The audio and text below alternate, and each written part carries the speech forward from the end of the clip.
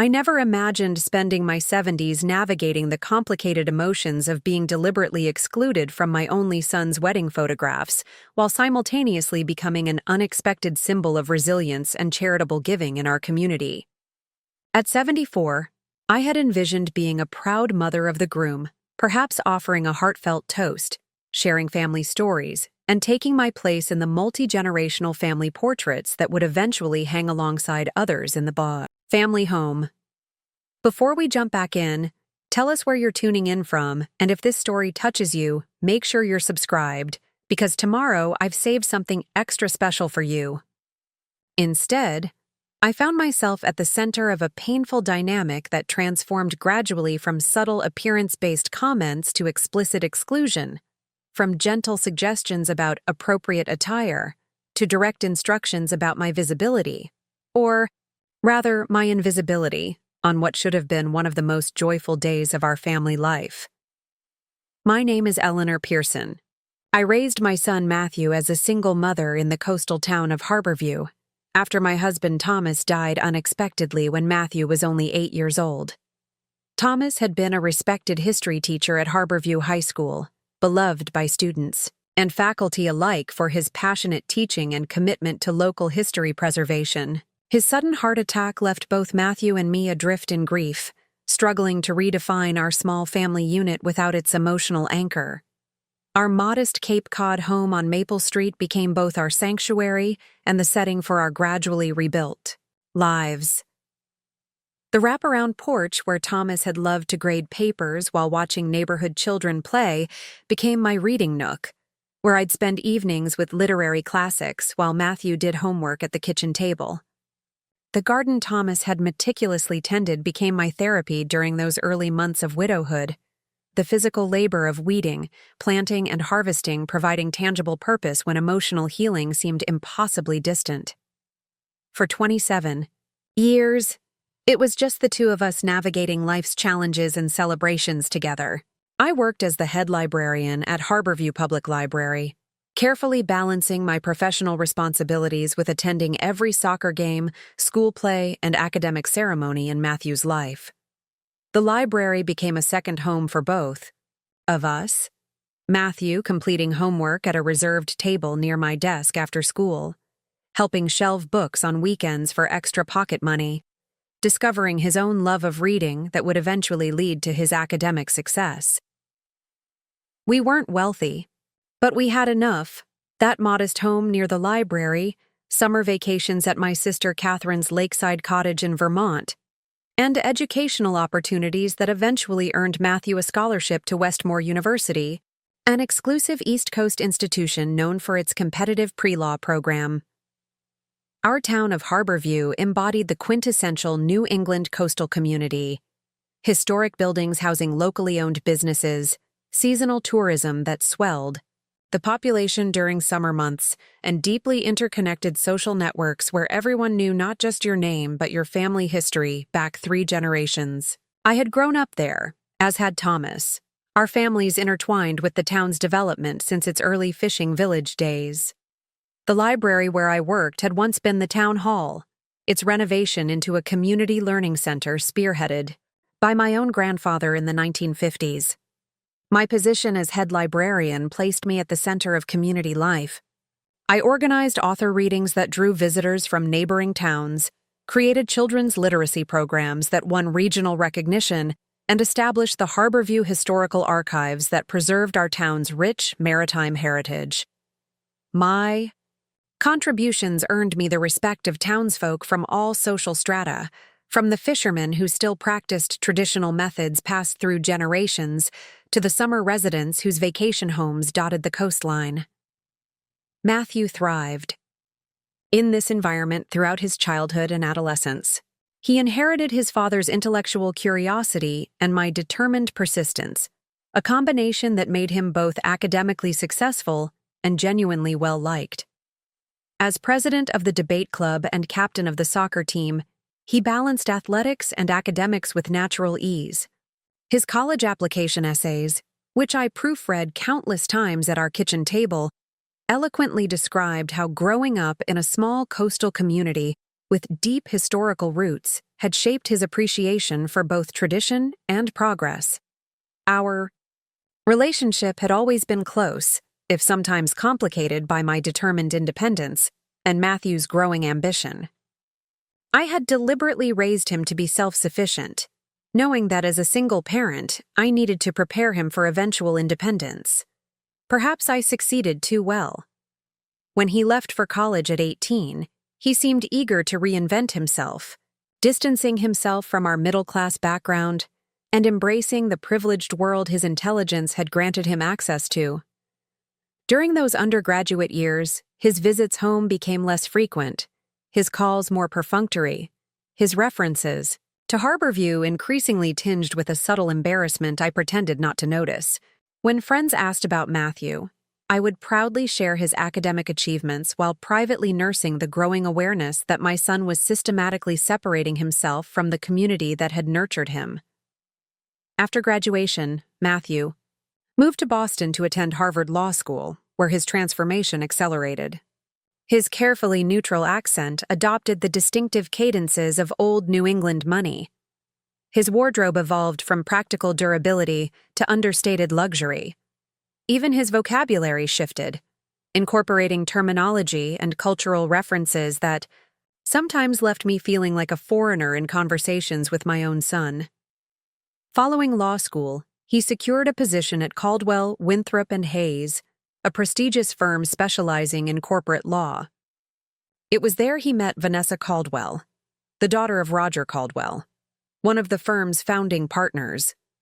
Vanessa came from old money and older expectations, a world of country club memberships, summer houses in exclusive communities, and social connections that could advance Matthew's career far more efficiently than mere merit. She had attended private schools from kindergarten through her business degree at Yale, followed by a master's in art history that seemed more decorative than vocational in her approach to life. Vanessa was undeniably beautiful, impeccably educated, and unfailingly polite in my presence, though that politeness never quite warmed into genuine affection. During her first visit to Harborview, she approached our town with the detached interest of an anthropologist studying an unfamiliar culture, observing local customs like the annual Founders' Day celebration with a smile that never quite reached.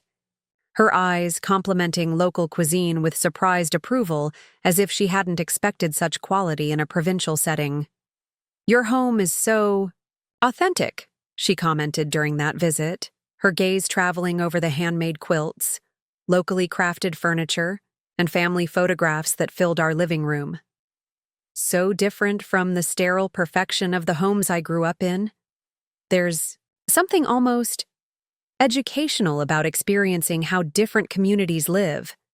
The comment, delivered with a smile, nonetheless positioned my lifelong home as an exotic exhibit rather than a legitimate alternative to her privileged upbringing.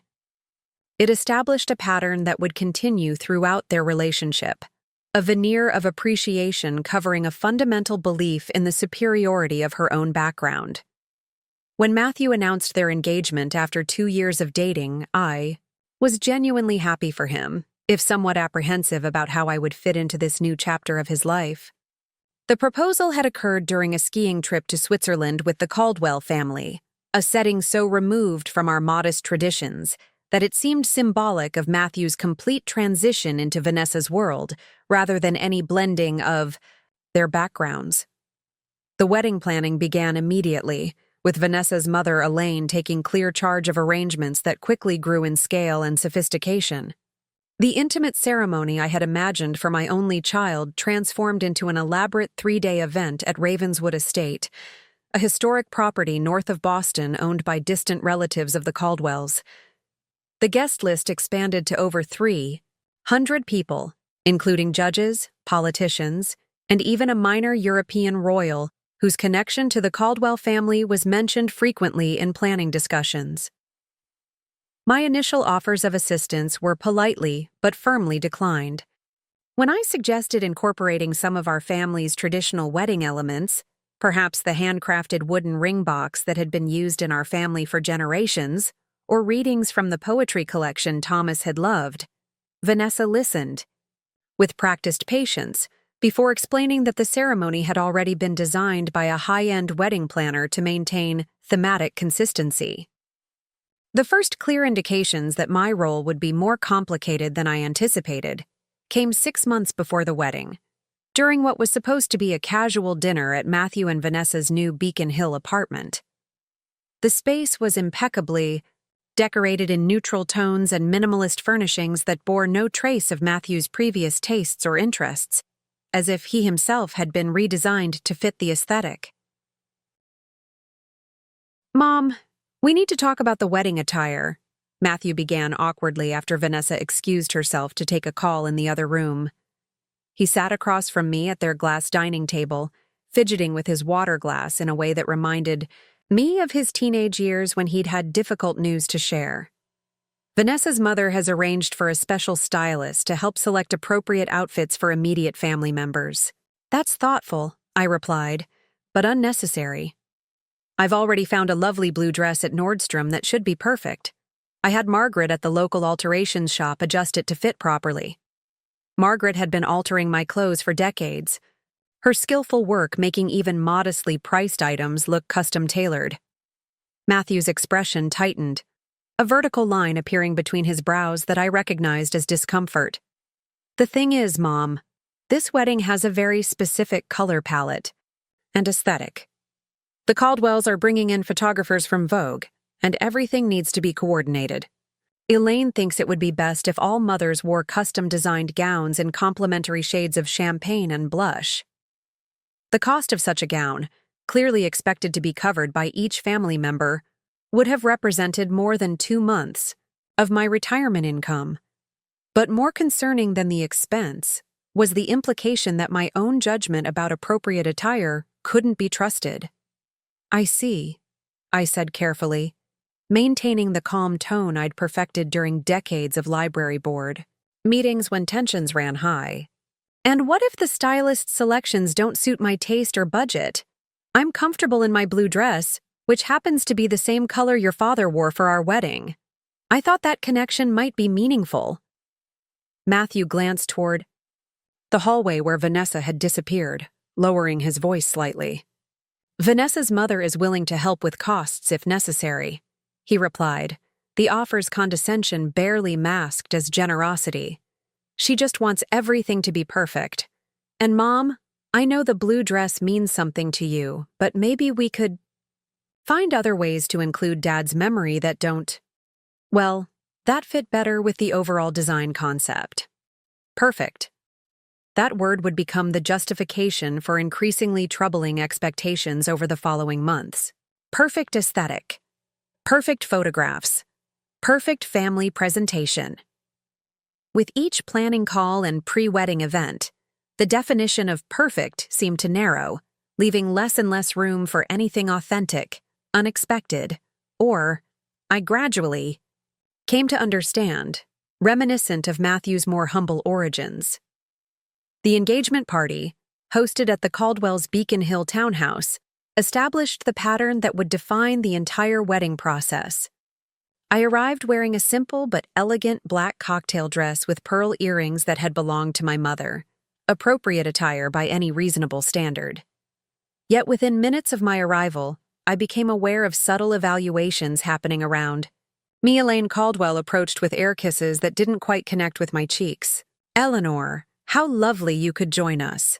That dress is timeless." The pause before timeless communicated its actual meaning more clearly than words. Outdated, inappropriate, insufficient. Throughout the evening, I was introduced to Caldwell. Family friends and business associates with variations of the same problematic phrase, "This is Eleanor, Matthew's mother. She ran the library in his hometown." The reduction of my 30-year professional career to past tense and the positioning of Harborview as merely the place Matthew originated from rather than the community that shaped him felt deliberately diminishing. During the engagement dinner hosted by the Caldwells at their country club the following month, I overheard Elaine speaking to another guest while I was returning from the ladies' room. They stood partially concealed by a decorative column, unaware of my approach. "Matthew is quite the find," completely self-made with no family entanglements to complicate things. Practically a blank slate. Roger says he's the most promising associate they've hired in a decade, Elaine was saying, champagne flute gesturing elegantly for emphasis. And the mother? Asked her companion, a silver-haired woman whose diamonds caught the chandelier light. Simple, small-town background. Means well, but doesn't quite fit. We're managing the situation discreetly for Vanessa's sake. The wedding. Photographs will require some careful staging. I froze mid-step, the casual cruelty of the assessment washing over me. No family entanglements. A blank slate. As if the mother who had raised him single-handedly worked extra shifts to fund his test prep courses, proofread his college essays, and celebrated every milestone of his life was simply an inconvenient footnote in his biography rather than its primary author. As if his father's influence and our family history were embarrassments to be erased rather than foundations to be honored. I said nothing that evening, choosing to focus on Matthew's evident happiness. But as wedding preparations intensified, these subtle indications that I somehow didn't fit the Caldwell family's vision became increasingly difficult to ignore, and increasingly less subtle. When the mother of the groom styling appointment finally occurred, it confirmed my worst fears. The stylist, a rail-thin woman with an intimidating French accent, spent the first 20 minutes explaining why my body type, which she referred to as mature with barely disguised disdain, required strategic camouflage. The gowns presented were uniformly unflattering, either matronly designs that added years to my appearance or inappropriately youthful styles that would have made me seem desperate to recapture lost youth. Perhaps something classic and simple, I suggested. A sheath dress and a jewel tone might be most flattering. Jewel tones will disrupt the color story, the stylist replied dismissively. The entire wedding palette is built around subtle neutrals that will photograph beautifully together. Bold colors create distractions. The implication was clear. I was a potential disruption to be neutralized rather than a central figure to be honored. When I selected the least objectionable option, a champagne-colored gown with an empire waist that at least didn't emphasize my 74-year-old figure in unflattering ways, the stylist nodded with professional satisfaction rather than genuine approval. This will help you blend appropriately, she observed, making a note on her tablet. With proper undergarments and professional makeup, we can achieve the desired effect. I left that appointment with more than the expected sticker shock from the gown's exorbitant price tag. I carried a growing awareness that blending appropriately was exactly what was expected of me. To become an unobtrusive background element in my only child's wedding, visible enough to prevent awkward questions about my absence, but not prominent enough to remind anyone of Matthew's origins. The bridal shower, hosted at the Caldwell family's summer home on Cape Cod, brought further evidence of my systematic marginalization. The seating arrangement placed me at a peripheral table with elderly relatives of the Caldwell family rather than at the main table with the mothers and sisters of the bride. When gift opening began, Vanessa's sisters carefully managed which packages were presented for opening, somehow never quite getting to the hand-embroidered table linens I had commissioned from a local artisan in Harborview, a substantial expense, from my limited budget. When I inquired gently about my gift later, Vanessa's sister Charlotte offered a practiced apology. "Oh, we must have overlooked it with so many presents. But don't worry, Vanessa can open it privately later. The handmade items are so personal, aren't they? Probably better enjoyed without an audience." The comment positioned my carefully selected gift as somehow embarrassingly intimate rather than thoughtfully chosen. That evening, as I drove the 3 hours back to Harborview alone, I found myself questioning whether I was being oversensitive or if there was indeed a coordinated effort to minimize my presence in these pre-wedding events. The answer came with increasing clarity through a series of small incidents that accumulated over the following weeks.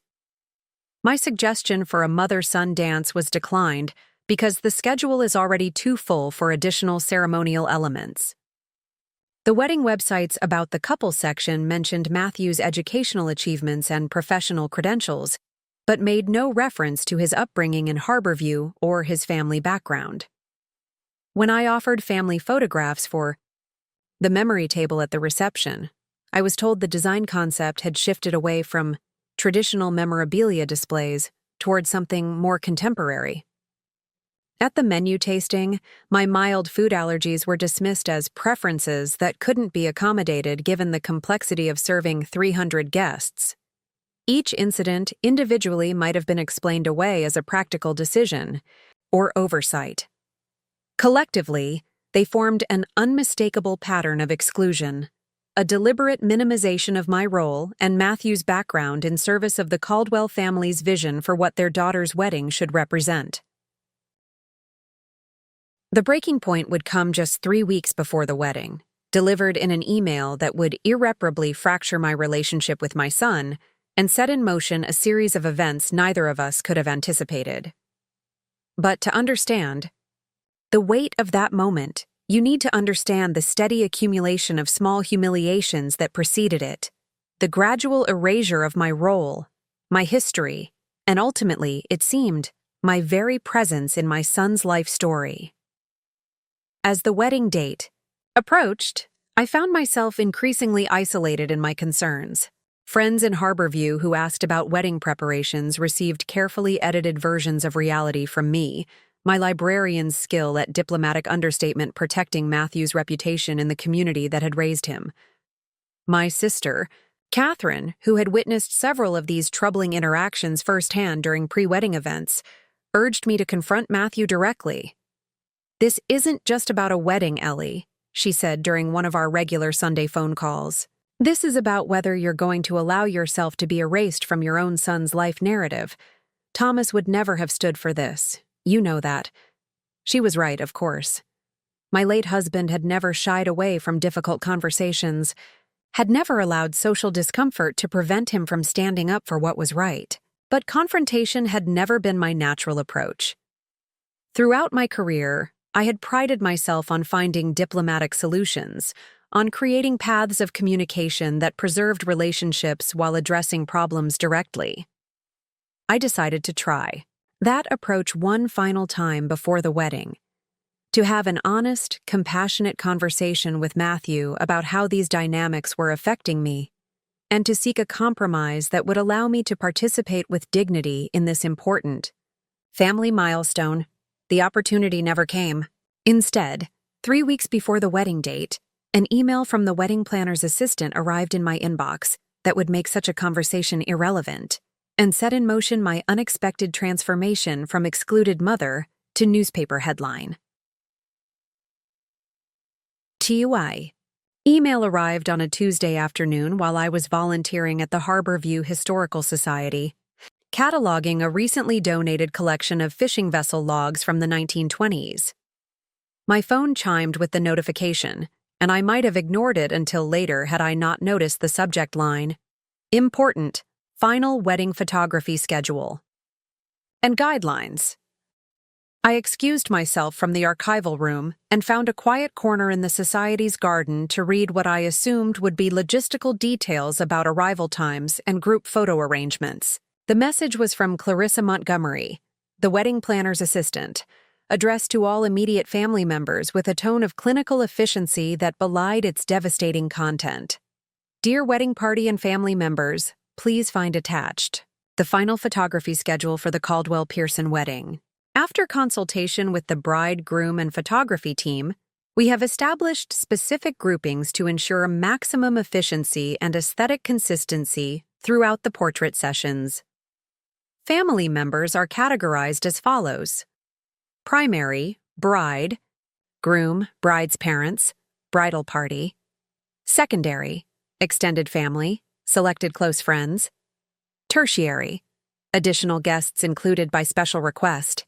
Each category has designated time slots and wardrobe guidelines. Please review the attached schedule carefully and note your specific sessions. Of particular importance, our lead photographer has expressed concerns about achieving the desired aesthetic cohesion in the formal portrait series. After reviewing pre-wedding photos, we have made necessary adjustments to ensure the visual narrative maintains the sophisticated elegance envisioned by the couple. For this reason, Eleanor Pearson will be included only in the casual reception documentation but not in the formal portrait series. This decision has been made to maintain the overall visual harmony and preserve the timeless quality these images are intended to convey. The attached styling notes provide additional guidance for each participant. Hair and makeup services have been arranged accordingly. Please confirm receipt and acceptance of these arrangements. Regards, Clarissa Montgomery, Associate Coordinator, Luminous Occasions. I read the message 3 times, struggling to process its meaning through the sudden rushing in my ears. The clinical, passive voice phrasing couldn't disguise the essential message. I was being explicitly excluded from my only son's wedding portraits because I didn't fit their visual narrative.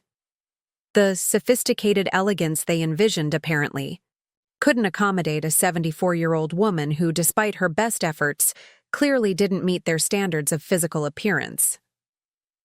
Hands shaking, I opened the attached schedule and styling notes. The document confirmed my understanding. My name appeared only under casual reception documentation, with a notation for natural, candid interactions only. The formal portrait series listed various groupings of the Caldwell family in different combinations, alongside Matthew in his role as groom. Even the complete family historical record grouping, described as all significant family members, conspicuously omitted any mention of me. The styling notes were equally revealing. For Elaine Caldwell, there were detailed instructions about her designer gown, professional hair and makeup services scheduled at the estate, and specific jewelry selections from the family collection. For Roger Caldwell, notes about his bespoke tuxedo with antique cufflinks. For Vanessa's sisters, for her grandparents, for even distant cousins. All had specific guidance about their appearance and positioning. My section contained a single line: neutral attire, subdued accessories. Makeup artist will provide appropriate, age-appropriate coverage. The message couldn't have been clearer had they stated it explicitly. I was a visual liability to be minimized, an embarrassing necessity whose presence would be tolerated in the background, but not memorialized in the formal documentation of the day. As I sat on the bench in the Historical Society garden, surrounded by the carefully tended herbs and flowers that had stood in this spot for generations, a lifetime of memories, with Matthew washed over me, teaching him to read in our cozy living room, bandaging scraped knees after soccer practices, celebrating his acceptance to college with a special dinner of his favorite foods, dancing together at his law school graduation party, his hands steady on my shoulders as he thanked me for everything I had sacrificed to get him there. How had we arrived at this moment? How had my son, the child I had raised to value authenticity and kindness above social appearances, become someone who would allow his mother to be explicitly excluded from the photographic record of his wedding because she didn't meet someone else's aesthetic standards? The initial shock gave way to a deep, clarifying anger that I had rarely allowed myself to feel throughout my life. I had always been the peacemaker, the one who found diplomatic solutions, the librarian who maintained careful neutrality while serving diverse community needs. But in this moment, I recognized that my accommodating nature had allowed this situation to deteriorate to an unacceptable point. I gathered my belongings from the Historical Society, explaining to the director that a family matter required my immediate attention, and drove home to my quiet Cape Cod house on Maple Street. The home where I had raised Matthew alone after Thomas died, where thousands of family dinners and homework sessions and heart-to-heart conversations had shaped the man I thought he was becoming.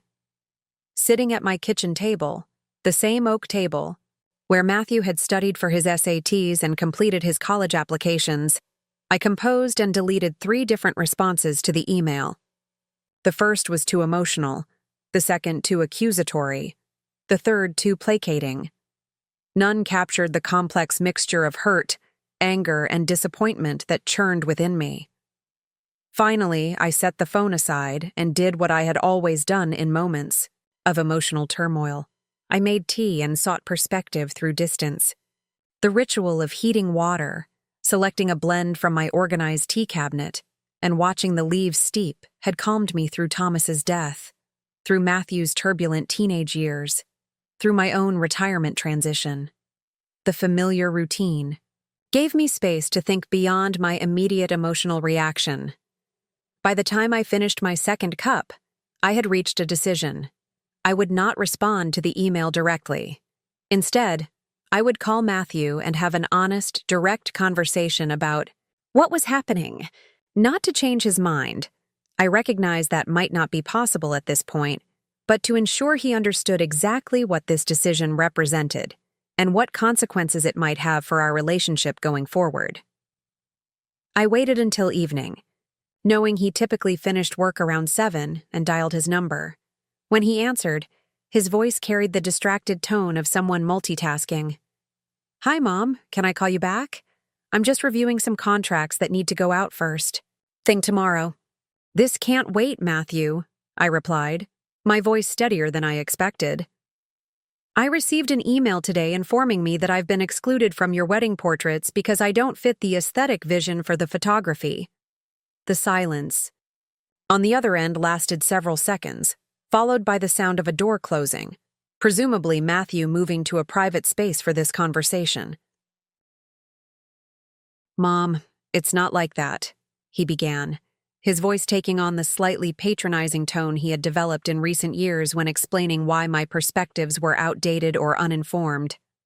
"The photographer has a very specific artistic vision for the formal portraits. It's about creating a cohesive visual narrative that captures the essence of the day. It's not personal." "Not personal?" I repeated, the absurdity of the statement momentarily leaving me speechless. "Matthew, I'm your mother. Being explicitly excluded from the photographic record of your wedding is inherently personal." "You're not being excluded from the wedding," he countered, a defensive edge entering his voice. "You'll be in plenty of casual photos throughout the reception. The formal portrait series is just a small part of the day. A small part that apparently will include distant Caldwell relatives, business associates, and friends of Vanessa's parents, but not the woman who raised you single-handedly after your father died.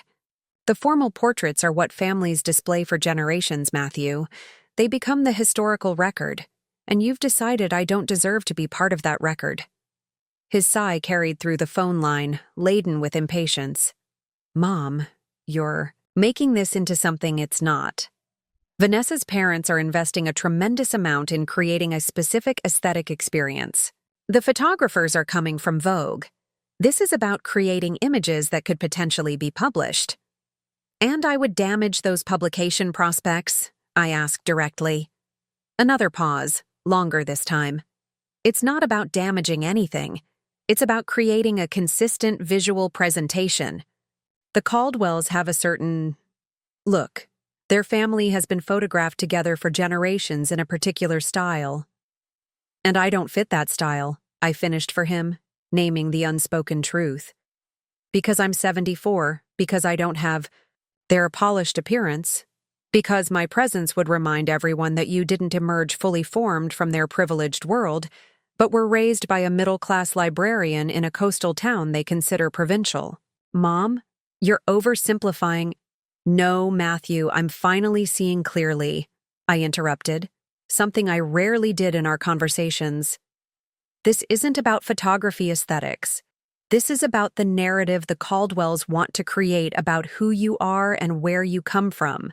And you're allowing them to erase me from that narrative because it's more convenient for your new life." "That's not fair," he protested. "I've tried to bridge these worlds, but you haven't exactly made it easy. You refused the styling help Elaine offered. You insisted on that blue dress that doesn't fit the wedding palette. You talk about Harborview and the library whenever anyone asks about your background.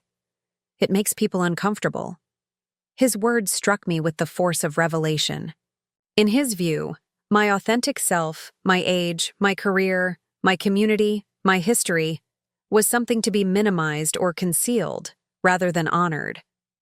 Somewhere along his journey from Harborview to Harvard to the Caldwell family's orbit, he had begun to see me not as the foundation that had enabled his success, but as an inconvenient reminder of origins he'd rather transcend.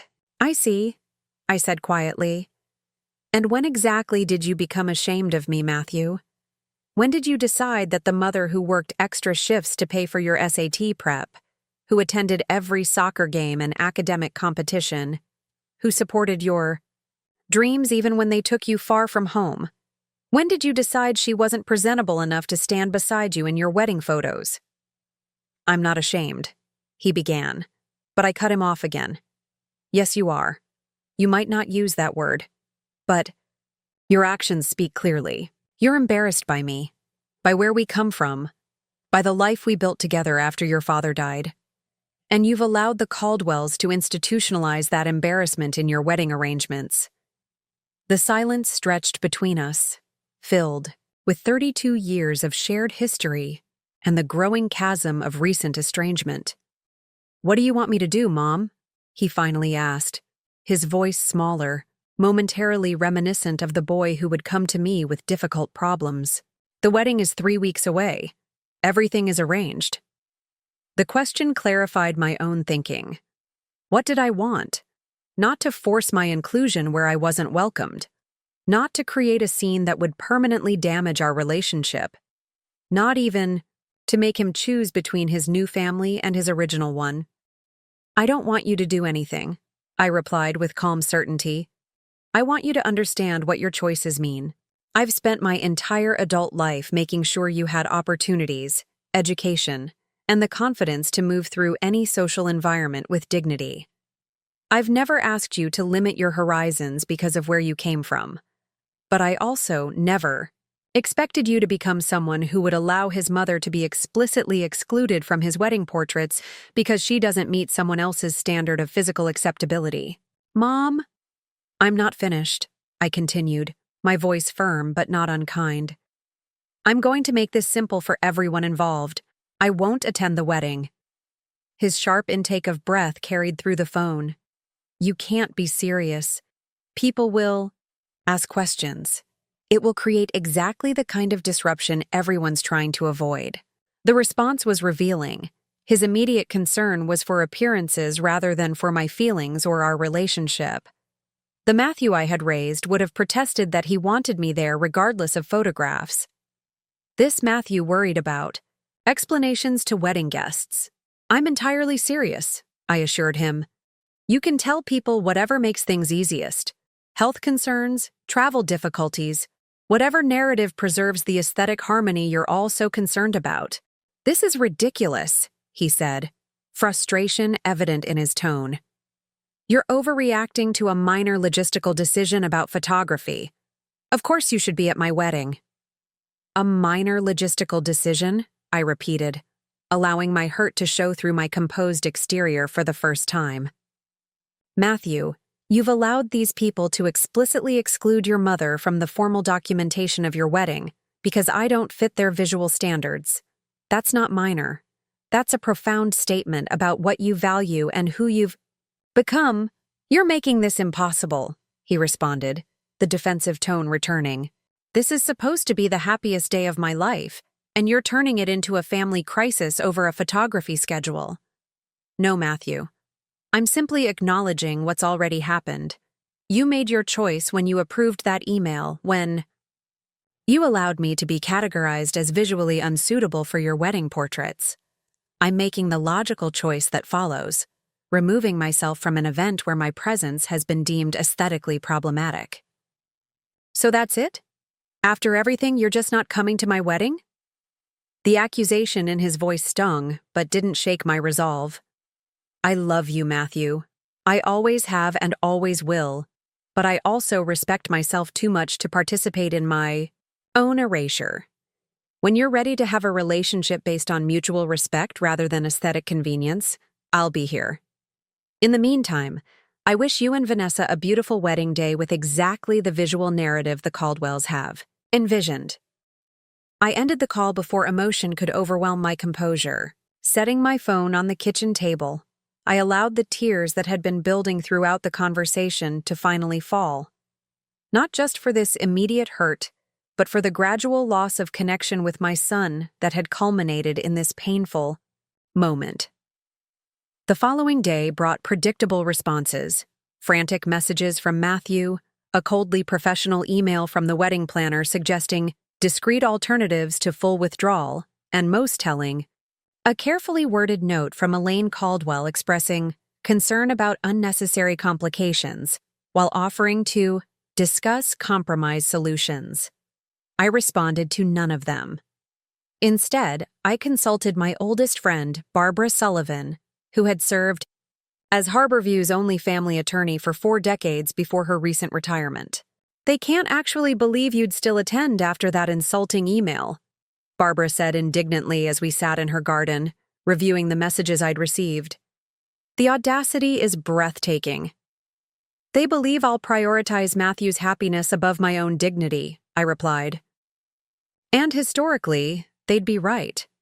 I've made that choice countless times throughout his life, setting aside my needs for his benefit. But this feels different. This isn't about sacrifice for his welfare. It's about complicity in my own diminishment." Barbara nodded thoughtfully, her gray hair catching the afternoon sunlight. "So what will you do with yourself on the wedding weekend? You shouldn't be alone with this."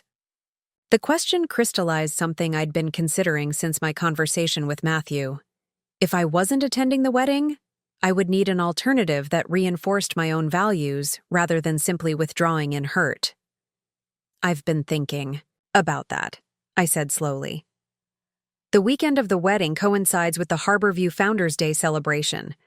The Historical Society is hosting a charity gala to raise funds for the restoration of the original lighthouse keeper's cottage. I've helped organize it for months, but had planned to send my regrets because of the wedding. "Perfect," Barbara declared, with the decisive manner that had made her a formidable presence in courtrooms for decades. "You'll attend the gala instead, wearing that blue dress you mentioned, the one that connects to Thomas. And you'll hold your head high among people who actually value your contributions." The plan felt right, not as a petty response to rejection, but as an affirmation of my own community and values. I would redirect the energy and resources I had set aside for Matthew's wedding toward something meaningful in my own life. The following weeks brought additional attempts at persuasion. Matthew called daily, his tone alternating between contrition and frustration. Vanessa sent a carefully worded email suggesting I had misunderstood the photography arrangements. Even Roger Caldwell, whom I'd met only briefly at the engagement party, placed a call that his secretary described as addressing concerns about the upcoming celebration. I maintained my position with calm conviction. To each communication, I responded with variations of the same message. I would not attend an event where my presence had been deemed aesthetically problematic. I wished them well, but would not compromise my self-respect to maintain appearances. 2 days before the wedding, the campaign intensified. Matthew appeared unexpectedly at my door in Harborview, having driven the 3 hours from Boston after work. "Mom, this has gone far enough," he said as he paced my living room, looking out of place in his expensive suit among the comfortable, well-worn furniture that had surrounded his childhood. "People are asking questions. Relatives are calling. Vanessa's mother is practically having a nervous breakdown about how to explain your absence. And those concerns outweigh the fact that I was explicitly excluded from the wedding portraits because I don't fit their aesthetic vision?" I asked calmly from my favorite reading chair. "It was a communication error," he insisted, though his eyes slid away from mine as he said it. "Clarissa shouldn't have phrased it that way. No one intended to hurt your feelings." "This isn't about hurt feelings, Matthew. It's about respect." Whether the email was poorly phrased or completely accurate, the underlying message was clear. I don't fit the image your new family wants to project. And you approved that message, either explicitly or through your silence. He ran a hand through his hair in frustration, a gesture so reminiscent of his father that it momentarily caught my breath. What can I do to fix this? Tell me what you need to hear? The question deserved honest consideration. What would it take to change my mind at this point? An apology from the Caldwells? A revised photography schedule? A public acknowledgement of my importance in Matthew's life? I don't think it can be fixed with words at this point, I answered finally. The issue isn't what was said in that email. It's what was revealed about how you and the Caldwells view me. That revelation can't be unsaid or papered over with last-minute adjustments. So you're really not coming, he said, statement rather than question, his shoulders slumping slightly in defeat. I'm really not coming, I confirmed gently. But that doesn't mean I don't love you, or that I don't wish you happiness in your marriage. It simply means I'm choosing to maintain my self-respect rather than participate in an event where my presence has been deemed problematic. He left shortly afterward, our goodbye awkward and emotionally charged. As I watched his expensive car pull away from the modest house where he had grown up, I felt both profound sadness and unexpected peace. For perhaps the first time in our relationship, I had prioritized my own dignity over his expectations, a boundary that was painful but necessary to establish. The morning of the wedding dawned clear and mild, a perfect late spring day in New England. I deliberately avoided checking social media or news sites where wedding preparations might be featured. Instead, I focused on my plans for the evening's Historical Society gala. The blue dress, the one that had been deemed unsuitable for the wedding's aesthetic vision, hung ready in my closet. Simple but elegant, its color matched the tie Thomas had worn at our own wedding 36 years earlier. I had originally selected it for this symbolic connection, wanting to carry something of Matthew's father with me on the day our son married. Now, it would serve a different purpose, representing continuity with my own values and history as I attended an event celebrating the community that had shaped both Thomas and me, and through us, Matthew himself. As evening approached, I prepared for the gala with particular care. My hair, silver since my 60s and worn in a simple bob, was freshly trimmed by Maria at the local salon. My makeup was tasteful and appropriate for my age, applied with the skills learned through decades of professional presentations at the library. The blue dress fit perfectly thanks to Margaret's expert alterations, complemented by a single strand of pearls that had been my mother's. Looking in the mirror, I saw not the aesthetic liability the Caldwells perceived, but a woman of substance and dignity.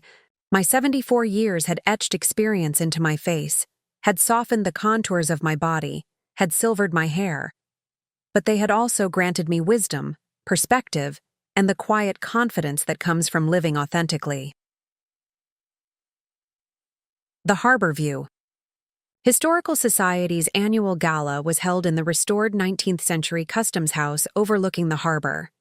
String lights illuminated the gardens where cocktails were served before dinner, transforming the historic property into an enchanted setting as twilight descended. As one of the event organizers, I arrived early to ensure final arrangements were in place for the evening's fundraising activities. Samantha Chen, the Society's director and my former protege at the library, greeted me warmly. "Eleanor, you look absolutely stunning.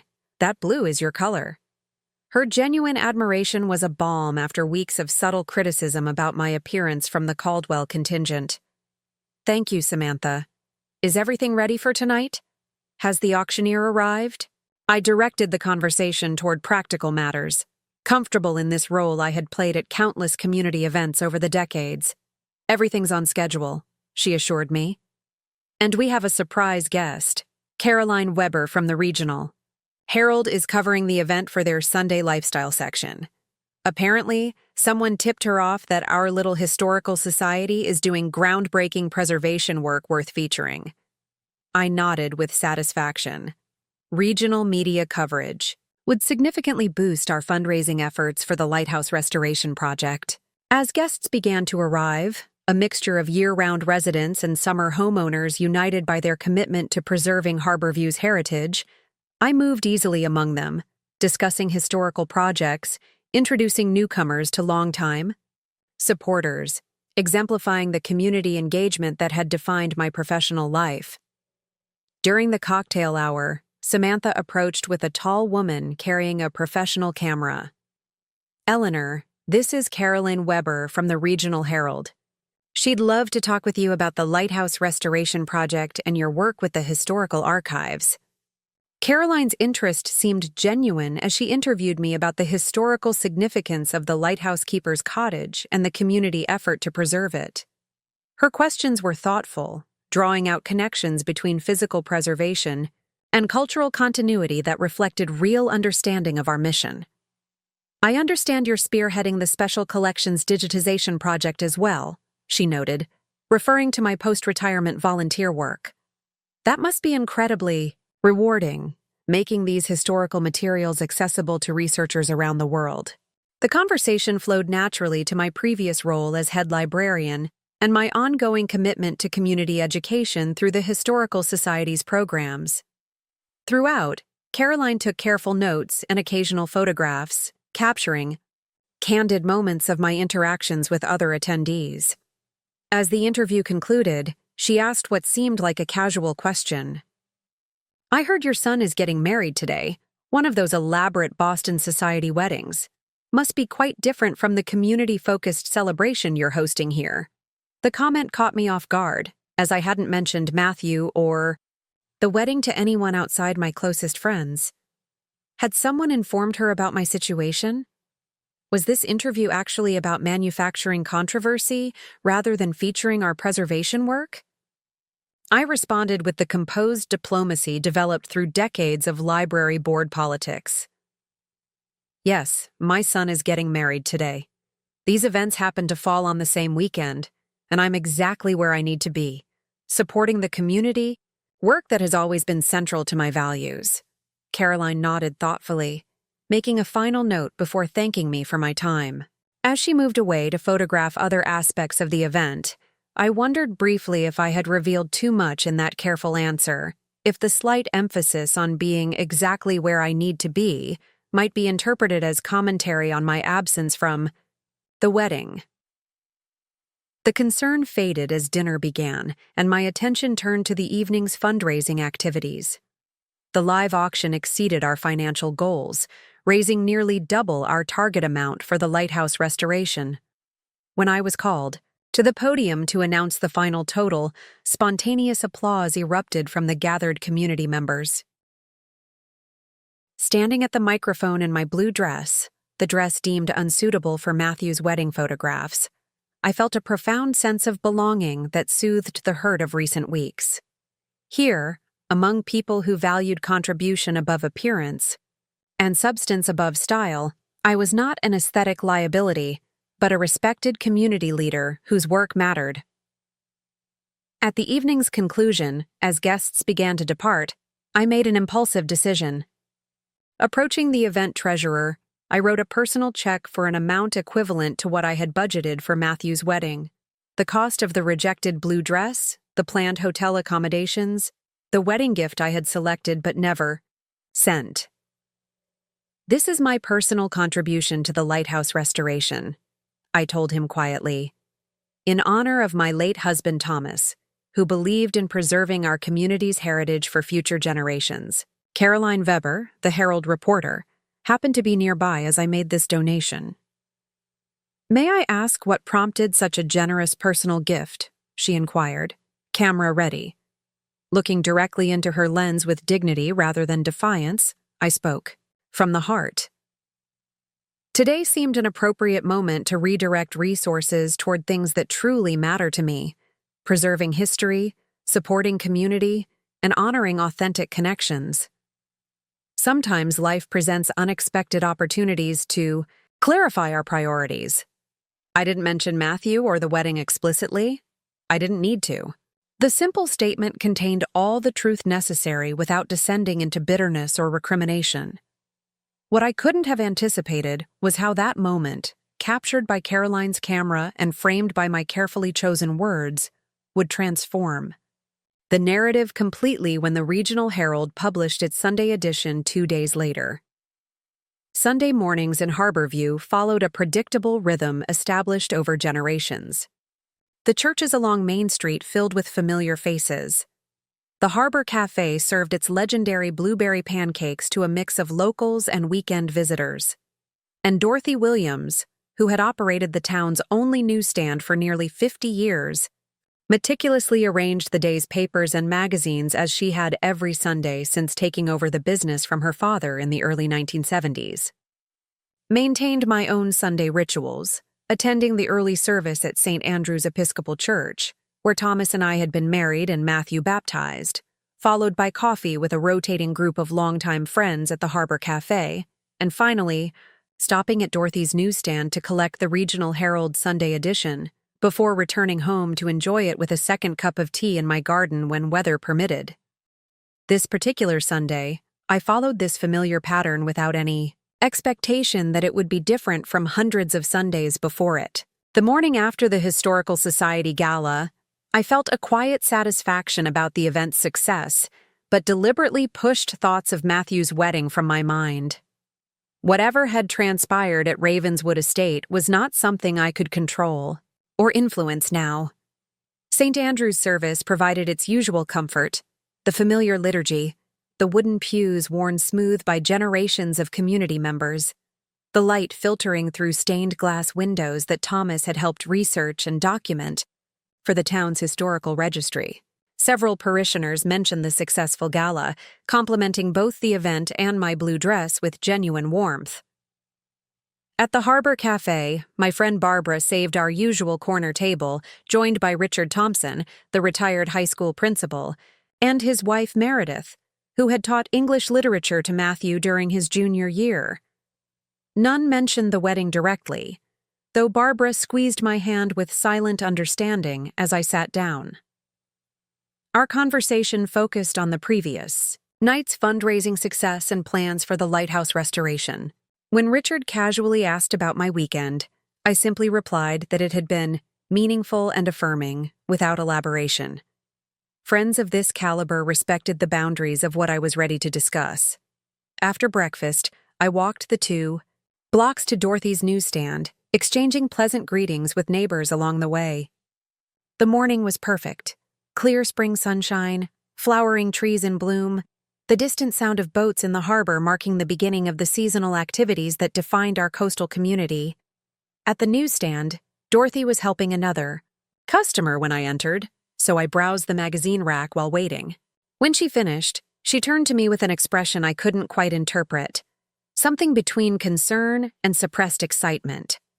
"Eleanor," she said, her voice unusually careful, "have you seen today's Herald yet?" "Not yet," I replied, reaching for my usual copy. "That's why I'm here." Dorothy hesitated, then reached below the counter and produced a copy she had apparently set aside. "You might want to take a look before you leave," she suggested, opening it to the lifestyle section and placing it on the counter between us.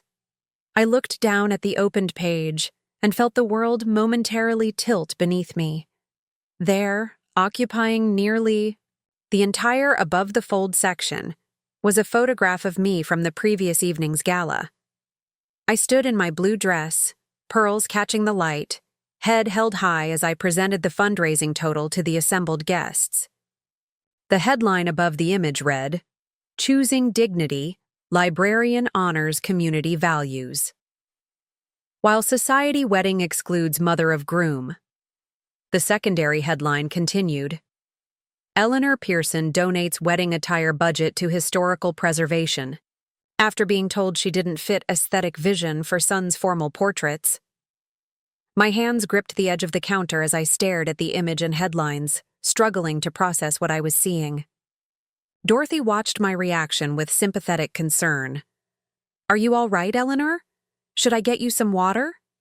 I shook my head, forcing myself to breathe normally. "I'm fine," I assured her, though my voice sounded distant to my own ears. "Just surprised. Very surprised," With as much composure as I could muster, I paid for the newspaper and left the shop, aware of curious glances from other customers who had undoubtedly already seen the article. The 3-block walk home provided barely enough time to regain my equilibrium before I needed to face whatever details the story contained. Seated at my kitchen table, the same table where countless family discussions had taken place over the decades, I spread the newspaper before me and began to read the article beneath those startling headlines. Caroline Weber's piece was more nuanced than the provocative headlines suggested.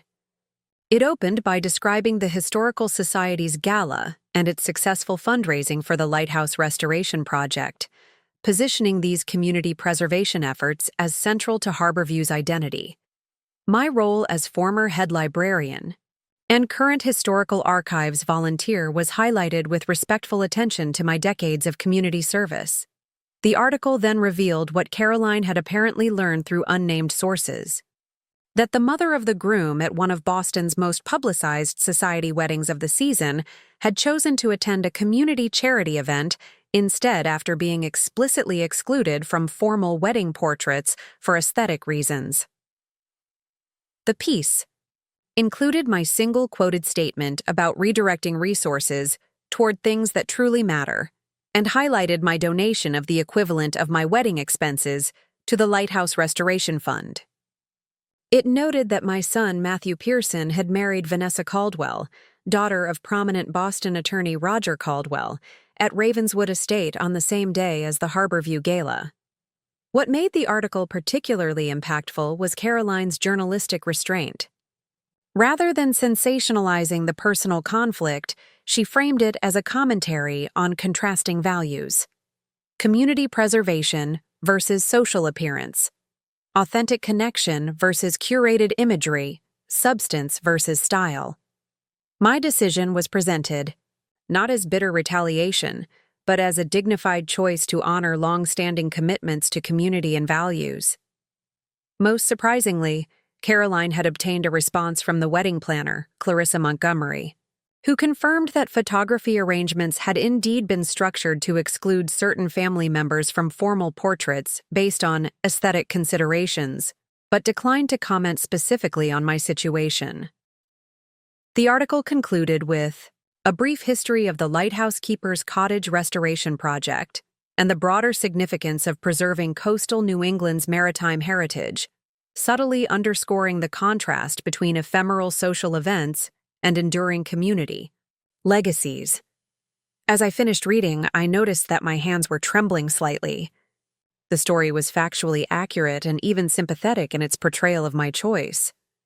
Yet seeing this private family conflict transformed into public discourse felt profoundly unsettling. I had never sought publicity or vindication. I had simply made the decision my dignity required. Even more concerning was the realization that this published account would inevitably reach Matthew and the Caldwells, potentially creating greater damage to family relationships than my quiet absence alone would have caused. Whatever private discomfort my non-attendance had created would now be amplified by public scrutiny. Before I could fully process these implications, my phone began ringing. The screen displayed Barbara's name. When I answered, her voice carried uncharacteristic agitation. "Eleanor, have you seen the Herald? Your front-page news in the lifestyle section." "I just finished reading it," I confirmed, striving for a calm I didn't entirely feel. "It's accurate, but unexpected. I had no idea Caroline's article would take this direction." "It's remarkable," Barbara continued. "Sympathetic without being sentimental, pointed without being petty. And that photograph.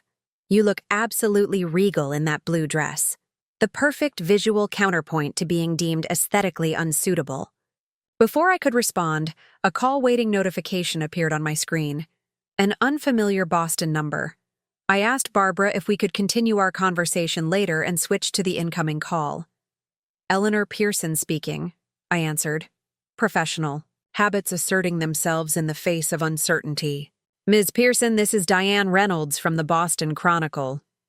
The voice was brisk, practiced in its friendly efficiency. I'm calling regarding the Regional Herald article about your absence from your son's wedding. We'd like to offer you the opportunity to share your perspective more fully in a feature interview. So it had begun, the expansion of private family matters into wider public discourse. I declined the interview request politely but firmly, explaining that I had no interest in further publicity. 3 similar calls from other publications followed in quick succession, each meeting the same response. By noon, I had disconnected my landline and silenced my cell phone, seeking space to consider how to navigate this unexpected development. The quiet sanctuary of my garden provided temporary refuge as I contemplated the implications of suddenly becoming a symbolic figure in a public narrative about family relationships, aging, and social values. What troubled me most wasn't the publicity itself, but the knowledge that Matthew would perceive it as deliberate retaliation, an attempt to embarrass him and the Caldwells through public exposure. Nothing could be further from my actual intentions, yet I could anticipate how it would appear from his perspective, especially given the timing of the article on the Sunday immediately following the wedding. My contemplation was interrupted by a knock at my front door. Insistent, almost urgent. When I opened it, I found my sister Catherine standing on the porch, Sunday newspaper tucked under her arm, expression conveying both concern and a certain grim satisfaction. I drove down as soon as I saw the Herald, she announced, stepping inside without waiting for invitation. At 68, Catherine retained the forthright manner that had defined her career as a high school guidance counselor. Are you all right? Have you heard from Matthew? From the Caldwells?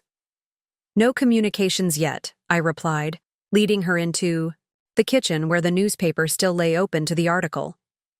And I'm managing as well as can be expected. The publicity was unintentional, but perhaps unavoidable given the circumstances. Catherine shook her head as she reread the article. It's brilliantly done, really. Makes its point without ever descending to the level of their behavior. But Matthew will be furious. You know that, don't you? I nodded, the reality of that inevitability sitting heavily in my chest. I didn't seek this publicity, but I also won't apologize for speaking truthfully about redirecting my resources toward things that matter to me. The reporter interpreted that within the context she had somehow discovered. The question is, what happens next? Catherine said, practical as always. The story's out there now. It can't be recalled.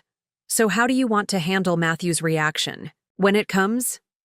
Before I could formulate a response, my phone buzzed with a text message. I had silenced calls but left text notifications active in case of important communications from friends. This text came from an unknown number, but its content made the sender's identity immediately clear. How dare you turn a private family matter into public spectacle? After everything we did to accommodate your participation in the wedding, this betrayal is beyond comprehension. Expect to hear from our attorney regarding this deliberate defamation. Elaine Caldwell. I showed the message to Catherine, whose eyebrows rose dramatically. Defamation? The article stated verifiable facts. You were explicitly excluded from wedding portraits for aesthetic reasons. You attended a community event instead. You donated your wedding expense budget to the Historical Society. Where exactly is the defamation? Her indignation was comforting in its familiarity. Catherine had always been my most vocal defender, from childhood playground disputes through adulthood challenges. But the situation required more nuance than righteous anger could provide. The Caldwells built their social position on carefully managed appearances, I observed. This article disrupts that management, reveals something unflattering about their values. Their reaction isn't surprising. A second text arrived, this one from Matthew's number. I hesitated before opening it, bracing myself for whatever pain it might contain. Catherine squeezed my hand in silent support as I tapped the notification. How? Could you do this to us? Our wedding announcement is completely overshadowed by your publicity stunt. Vanessa is devastated. I never thought you capable of such calculated revenge. Don't contact me until you've made this right." The words struck with physical force, each accusation a sharp blow to my heart. Matthew truly believed I had orchestrated this situation as revenge, that I had deliberately stolen attention from his wedding announcement through calculated public manipulation. The misunderstanding was complete and devastating. I composed a response with careful attention to each word.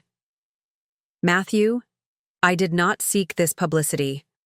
I gave a single quote about redirecting resources toward things that matter to me, with no mention of you or the wedding."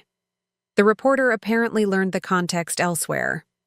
"I'm sorry for any distress this has caused, but I did not create this situation. When you're ready to discuss this calmly, I'm here." After sending the text, I placed my phone face down on the table and looked at Catherine with weary resignation. He believes I planned this as revenge, that I deliberately timed a publicity stunt to overshadow their wedding announcement. Catherine's expression softened from indignation to sympathy. "Of course he does.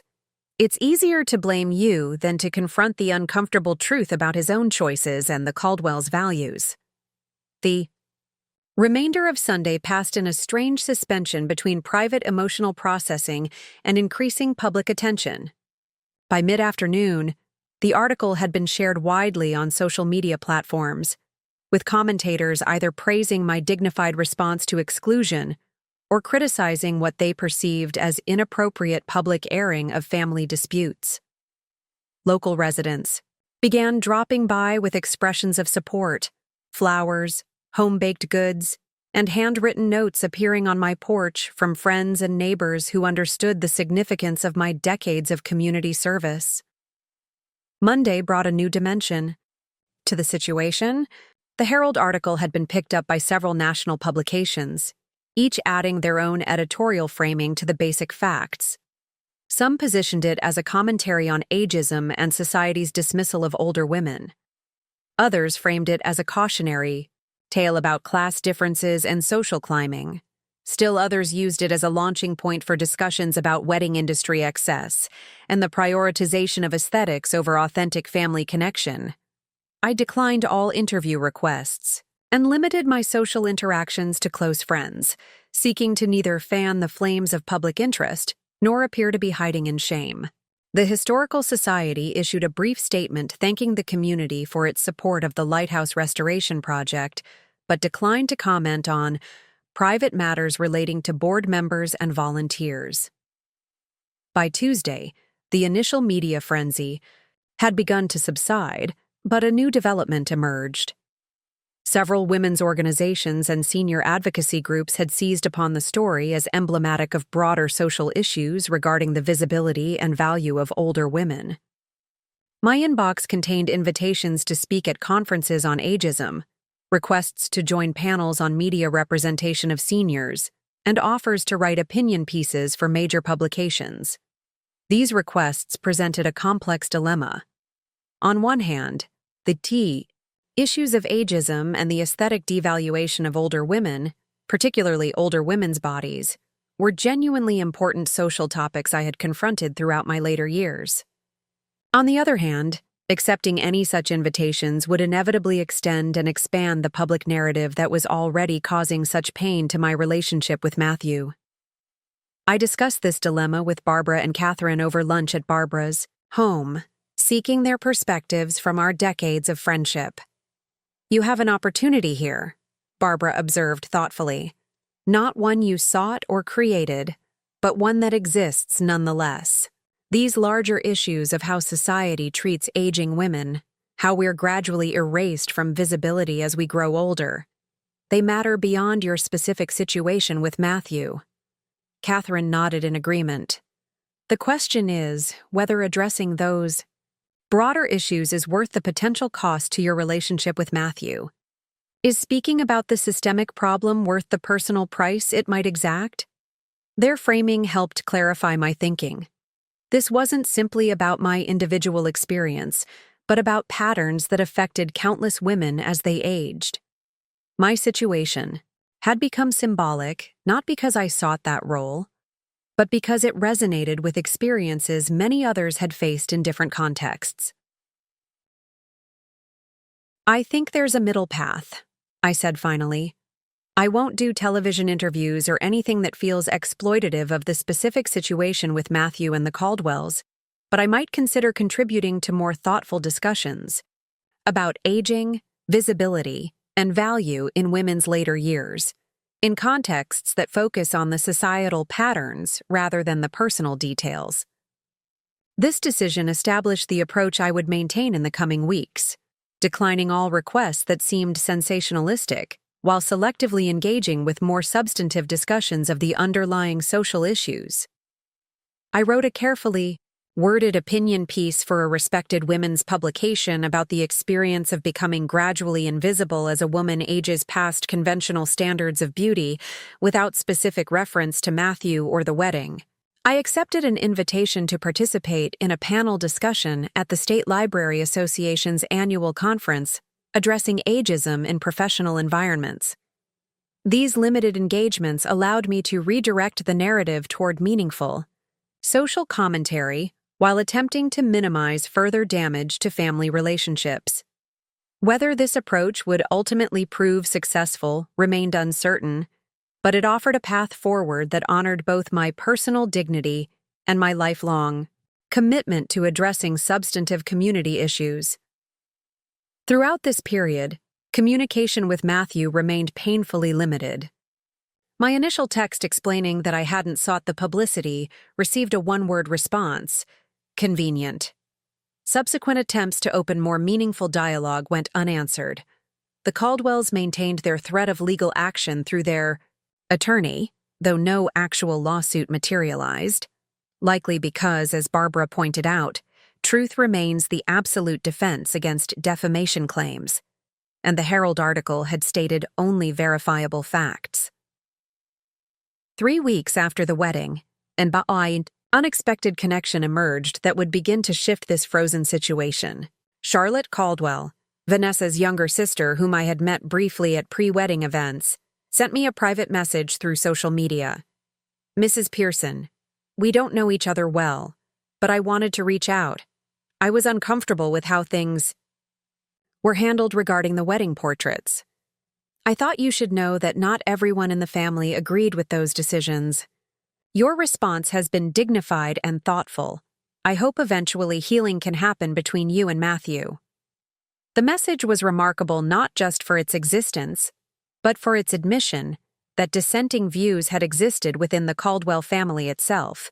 I responded with genuine appreciation for her kindness and courage in reaching out across what had become a sharply defined family divide.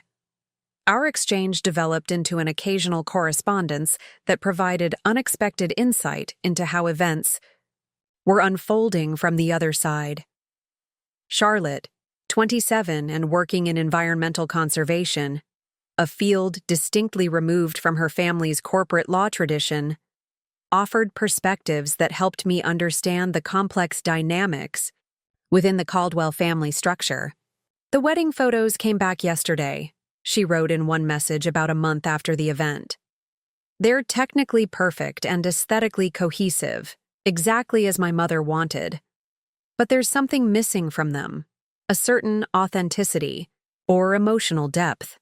Matthew looks handsome but somehow diminished, as if part of his history has been erased." Which I suppose it literally was. These insights, shared without malice or agenda, helped me maintain hope that eventually, perspectives might shift enough to allow reconciliation. Charlotte's communications suggested that the public attention to our family situation had prompted at least some private reflection among the wider Caldwell circle, even if Elaine and Roger maintained their unified front of indignation. 6 weeks after the wedding, I received my first direct communication from Matthew that extended beyond one-word responses or accusations. The email arrived on a Wednesday evening as I was cataloging photographs for the Historical Society's digital archive. "Mom, I'm writing because Vanessa and I will be returning from our extended honeymoon next week, and we need to establish some parameters for moving forward. The publicity surrounding your absence from our wedding created significant distress for Vanessa and her family. While I understand you claim not to have orchestrated the media coverage, your subsequent participation in panel discussions and published writings suggests you're not entirely opposed to leveraging this situation for public attention. Regardless of how we reach this point, we need to determine what relationship, if any, is possible going forward. Vanessa and I are establishing our lives together, and continued public discussion of family matters is incompatible with the privacy and dignity we seek to maintain. If you wish to have any relationship with us in the future, we would need your written agreement to 1. Decline all further media engagements related to wedding traditions, family dynamics, or related topics. Refrain from public discussions that could be interpreted as commentary on our family situation.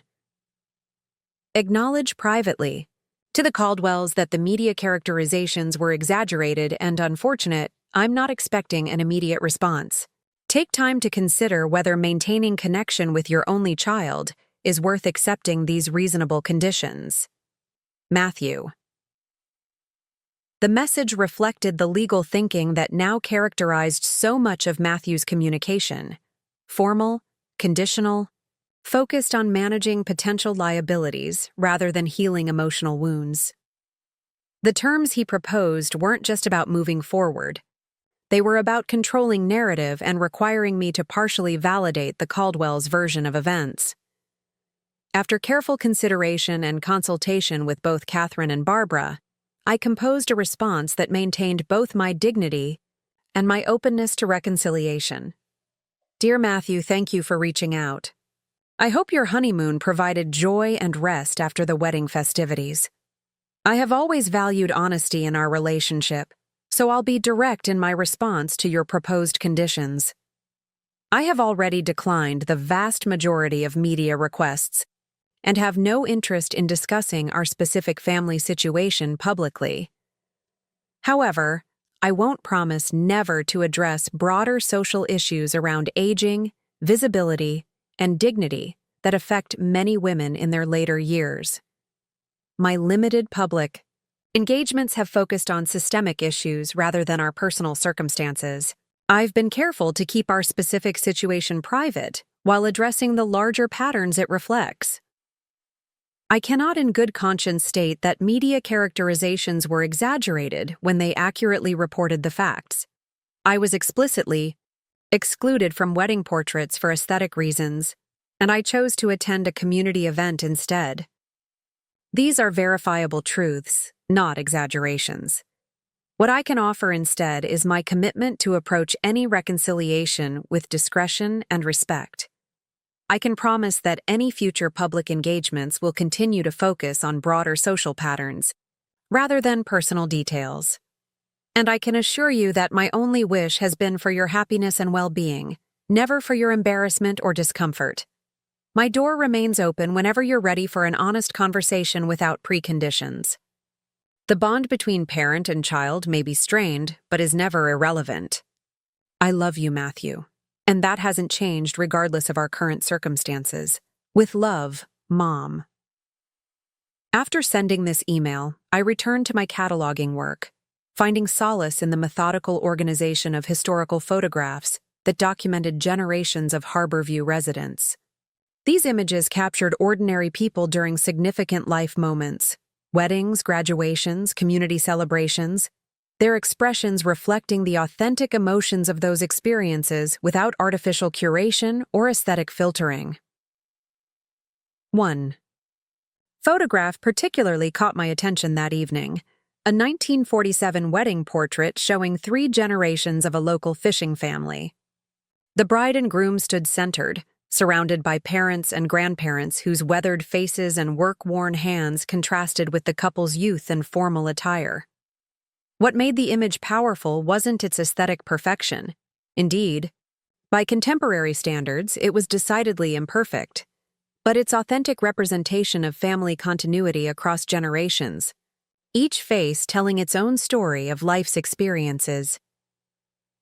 As I carefully labeled this image for the digital archive, I found myself wondering whether Matthew would someday recognize what had been lost in the pursuit of aesthetic perfection at his own wedding.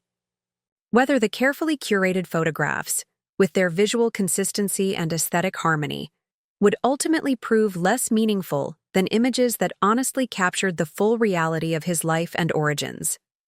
The answer to that question lay in an uncertain future, dependent on choices neither of us had yet made. For now, all I could do was maintain both my dignity and my openness to eventual reconciliation, hoping that time might gradually shift perspectives in ways that direct confrontation could not.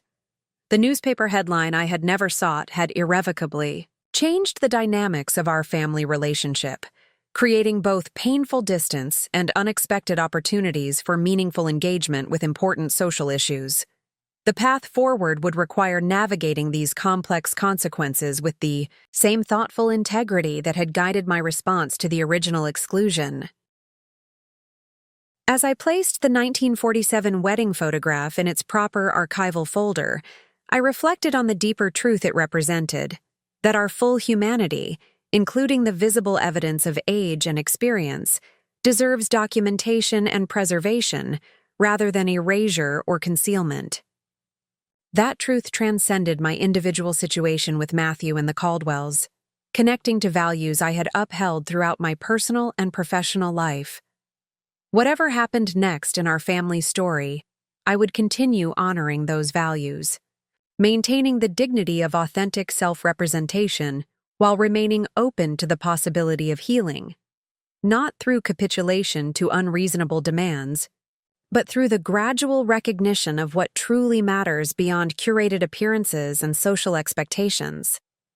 3 months after the wedding that I never attended, and the newspaper headline I never sought, autumn settled over Harborview with its familiar rhythm of changing leaves and cooling temperatures. The tourist crowds had thinned, leaving the town to year-round residents who greeted each other by name on Main Street and gathered for community events that marked the seasonal transition. The media attention surrounding my story had largely subsided, occasional interview requests still arriving but with decreasing frequency as newer controversies captured public interest. The Lighthouse Keeper's Cottage restoration project was proceeding ahead of schedule, thanks to the unexpected funding boost from both my personal donation and the increased public awareness that followed the Herald article.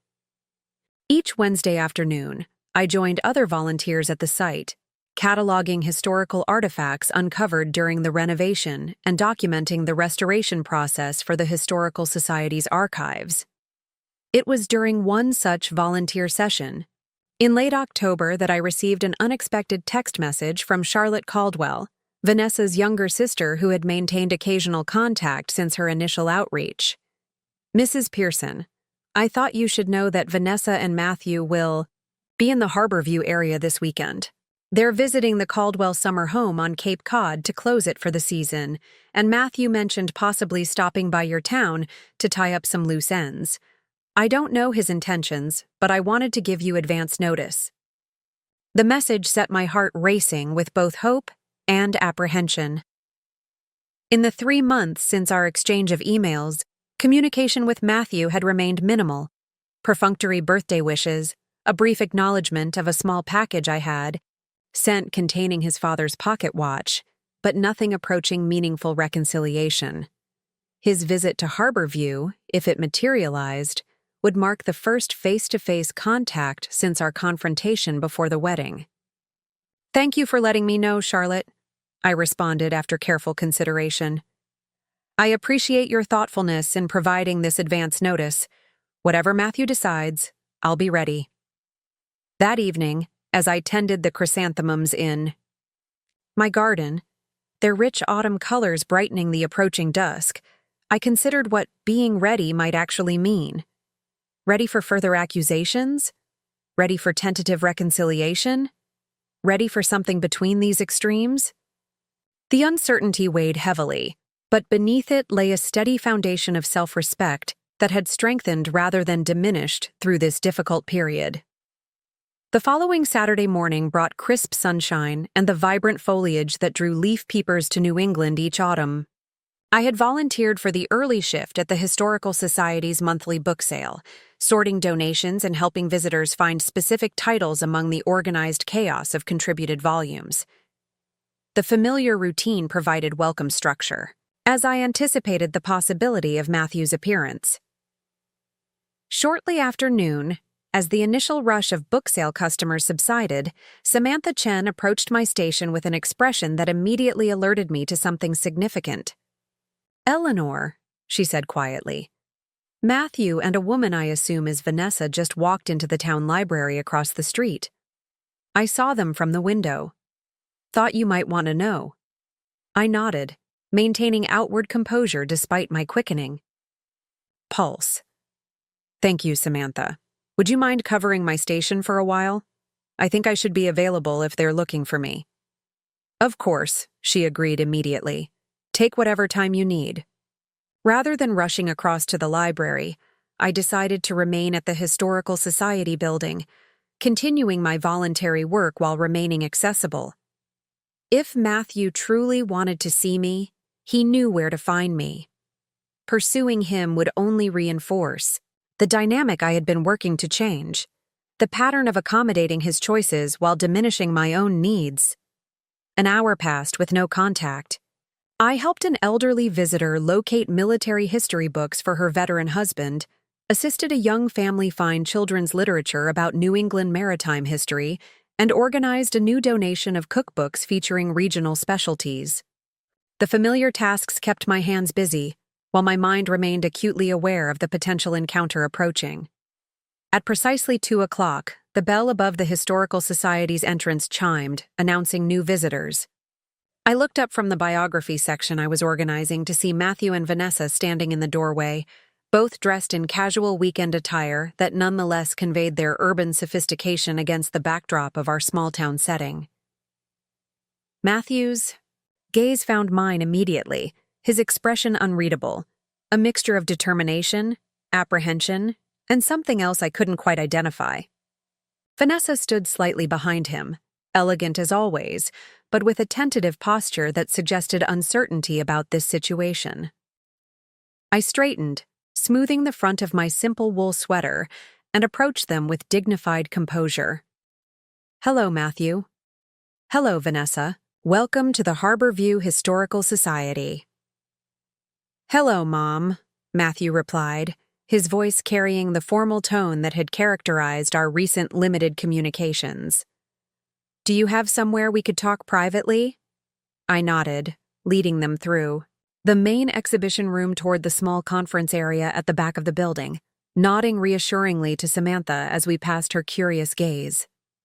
The space was modest but comfortable, with a round table surrounded by chairs and walls lined with framed historical photographs of Harborview through the decades. "Please, sit down," I offered, taking a seat that allowed me to face them both, directly. "Would either of you like tea or coffee? The Historical Society doesn't offer much in terms of hospitality, but we manage the basics." Both declined, settling into chairs with the careful movements of people navigating unfamiliar territory. For a moment, silence filled the room, the weighty silence of words unsaid and emotions unacknowledged. Matthew broke it first, clearing his throat before speaking. "We were at the Cape House closing it for the season. We thought it made sense to stop here on our way back to Boston." I nodded, but didn't fill the silence that followed, allowing him the space to articulate whatever had brought him to Harborview after these months of distance. "The past few months have been challenging," he continued, glancing briefly at Vanessa, who offered an encouraging nod. "The wedding, the newspaper article, the public attention. It wasn't what any of us anticipated." "No," I agreed simply. "It wasn't." Another pause stretched between us, laden with unspoken history. I noticed Matthew's hands, so like his father's, resting on the table, his wedding ring catching the afternoon light from the nearby window. "I've been doing a lot of thinking," he said finally, his voice less certain than before. "About choices, about values, about family."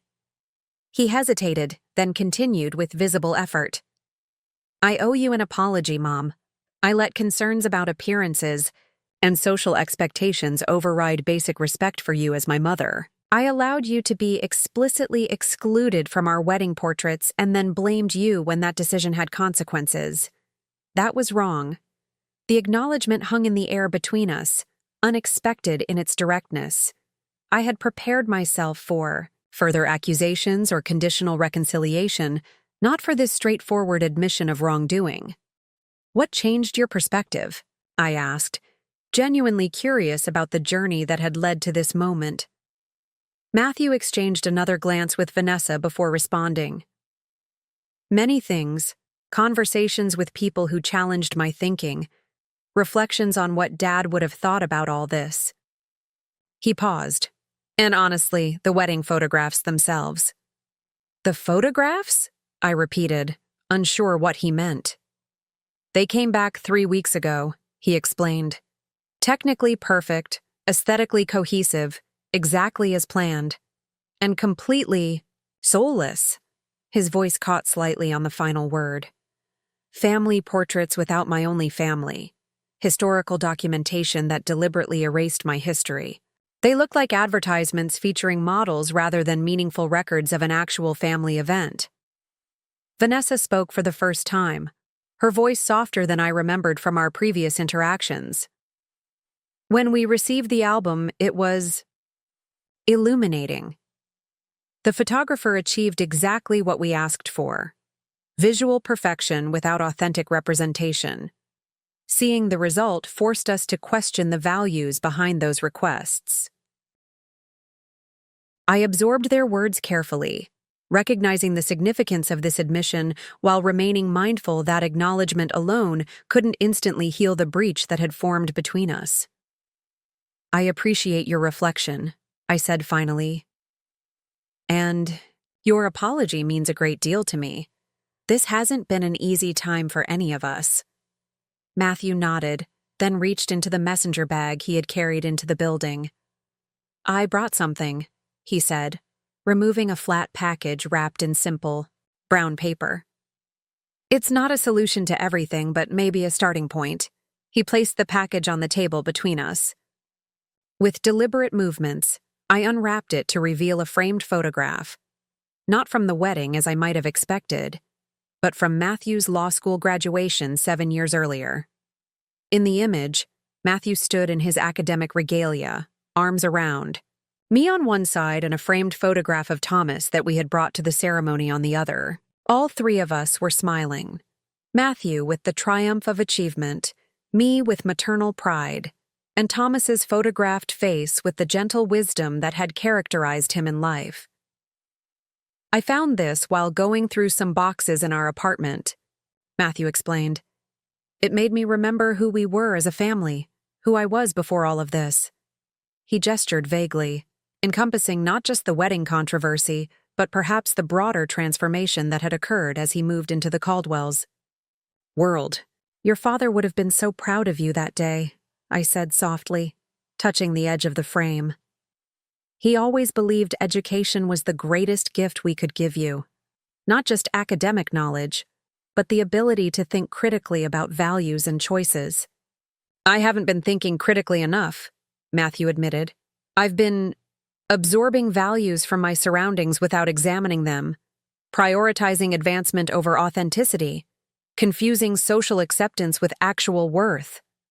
He straightened, in his chair, making direct eye contact for the first time since entering the room. The newspaper article was humbling, Mom. Embarrassing, yes, but ultimately clarifying. It forced me to see my choices through outside perspectives, to recognize what they revealed about who I was becoming. Vanessa touched his arm lightly before adding her own thoughts. It affected my family too, she acknowledged. My mother was furious initially, convinced it was deliberately timed to overshadow our wedding announcement. But the public response, the conversations it generated about how we treat older women, about aesthetic expectations, about authentic family connections, it prompted reflections she wasn't expecting. Charlotte mentioned some of this in her messages, I noted, watching their surprised expressions at the revelation of this connection.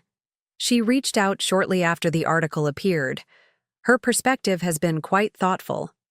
Charlotte didn't tell us she was in contact with you, Vanessa said, a hint of her old sharpness returning before softening again, though I suppose that's consistent with her independent streak. She's always been the family truth-teller, even when it's uncomfortable. Truth can indeed be uncomfortable, I agreed, but necessary for authentic connection. Matthew nodded slowly, his expression suggesting internal struggles not yet fully resolved. So, where do we go from here, Mom? I know a single conversation doesn't fix everything. A lot has happened. A lot has been revealed. About me, about the Caldwells, about what kind of person I've been becoming. The question deserved careful consideration rather than a rushed response. I took a moment to gather my thoughts, aware that this conversation represented a potential turning point in our relationship. I think we start with honesty, I said finally, acknowledging what happened without minimizing it or dismissing it. Recognizing that reconciliation will be a process rather than an event. Finding small ways to rebuild trust and authentic connection. That sounds reasonable, Matthew agreed, visibly relieved that I hadn't rejected the possibility of moving forward. I'd like to try. We both would. Vanessa nodded in confirmation. Then perhaps you might stay for dinner, I suggested. Nothing elaborate, just a simple meal at the house. We could talk more in a less formal setting. They exchanged glances before accepting the invitation. As we rose to leave the conference room, Samantha approached with a mixture of curiosity and concern. Everything. All right, Eleanor, she asked, her gaze moving between me and my unexpected visitors. Yes, I replied with genuine certainty. Everything is moving in the right direction. Samantha, I'd like you to properly meet my son Matthew and his wife Vanessa. The introductions proceeded with surprisingly comfortable exchanges. Samantha, mentioning the lighthouse restoration project, while Matthew recalled visiting the Historical Society on school field trips during his childhood. These small, ordinary interactions created a bridge between his past connections to Harborview and his current life, a beginning of reintegration rather than continued separation.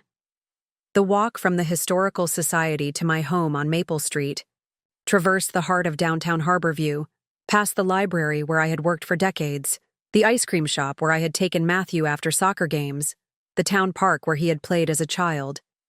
Several residents greeted us along the way, their curious glances at Matthew and Vanessa tempered by respectful restraint, the small-town balance between neighborly interest and privacy. At my house, the familiar setting provided both comfort and challenges. For me, every room contained decades of memories with both Thomas and Matthew. For Matthew, the environment represented the background he had increasingly distanced himself from as he ascended into the Caldwell's social sphere. For Vanessa, it offered the first genuine opportunity to understand the foundations that had shaped her husband's early life.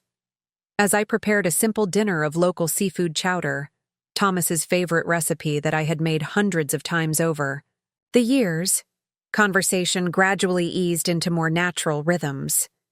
Matthew pointed out to Vanessa the growth marks still penciled on the kitchen doorframe, the built-in bookshelves his father had constructed, the window seat where he had spent countless hours reading as a teenager. Matthew used to organize the books by his own classification system, I commented, as Vanessa examined the living room bookshelves. Not Dewey Decimal or Library of Congress, but something he created himself. What was it called, Matthew? JEET, Pearson Universal Repository System, he recalled with unexpected laughter. PURS for short. Dad used to complain he could never find anything after I reorganized. Your father would deliberately misshelve books just to watch you discover and correct the errors, I added, the shared memory creating a moment of genuine connection. He said it was the only reliable way to get you to dust the shelves. These small exchanges, trivial in content but significant in meaning, continued throughout dinner. Not all moments were comfortable. Certain topics revealed continuing tensions or unresolved differences. When Vanessa mentioned her mother's plan for a holiday gathering at their Beacon Hill home, an awkward silence fell as the question of my inclusion hung unspoken between us. "Perhaps we should discuss holiday arrangements another time," Matthew suggested carefully. "Today is about beginning to rebuild, not making decisions about everything at once." I agreed, recognizing the wisdom in addressing immediate connections rather than future complications. The evening continued with coffee and apple crisp made from local orchard fruit, the conversation gradually finding a tentative balance between acknowledging past hurts and exploring possibilities for moving forward. As they prepared to leave, Matthew paused in the front hallway, his attention caught by a framed newspaper article I had mounted on the wall. Not the Herald piece about the wedding controversy, but a much older article from the Harborview Gazette featuring Thomas and me at the opening of the library's expanded children's section 30 years earlier. "I remember this," he said softly. "I was 5? Dad let me cut the ribbon because I was the first kid to get a library card for the new section." "You were so proud," I confirmed. "You carried that library card everywhere for weeks, showing it to anyone who would look. Your father said you were the youngest bibliophile in New England." Matthew studied the faded photograph accompanying the article, Thomas and me flanking a small boy with a serious expression and oversized scissors. "I'd forgotten this moment," he admitted. Or maybe not forgotten, but set aside, along with so many other parts of growing up here. The observation carried no accusation, just recognition of a reality we both understood. His gradual separation from Harborview and the values it represented had been part of his journey toward the life he now led. The question remaining was whether elements of that heritage could be reclaimed and integrated into his current identity, rather than treated as embarrassing history to be concealed. As we said goodbye on the front porch, the autumn evening wrapping around us with early darkness and falling temperatures, Matthew initiated something unexpected, a genuine hug rather than the formal embrace that had characterized our interactions in recent years. "I'm sorry, Mom," he said quietly. "For all of it. For losing sight of what matters. For allowing others to diminish your place in my life. For not standing up when I should have." "I know," I replied, returning the embrace with equal feeling. "And I'm sorry, too. Not for maintaining my dignity, but for the pain this situation has caused everyone involved." Vanessa approached with more hesitation, her handshake evolving into a brief but sincere hug. "Thank you for dinner," she said, "and for being willing to talk with us after everything that happened. Not everyone would have opened their door. Family is complicated," I acknowledged, "but worth the effort of understanding each other, even when it's difficult." As their car pulled away from the curb, I remained on the porch watching until the taillights disappeared around the corner. The evening had brought neither complete resolution nor simple answers. The journey ahead would require continued honest conversation, consistent respect for boundaries, and recognition of both shared values and genuine differences.